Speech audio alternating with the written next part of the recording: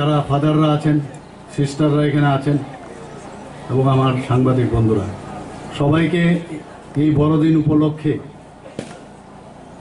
প্রভু যীশু খ্রিস্টের জন্মদিন উপলক্ষে সবাইকে হার্দিক অভিনন্দন ও শুভেচ্ছা জানাচ্ছি।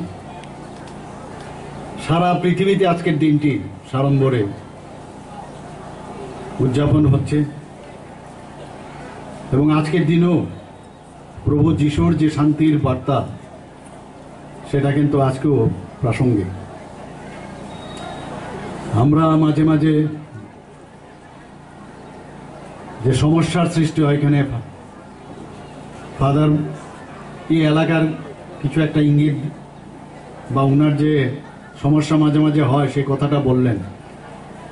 আমরা মনুষ্য জাতি, আমরা মাঝে মাঝে কিন্তু অন্ধকারের দিকে যেতে খুব ভালোবাসি, আমাদের অ্যাট্রাক্ট করে অন্ধকারের দিকে।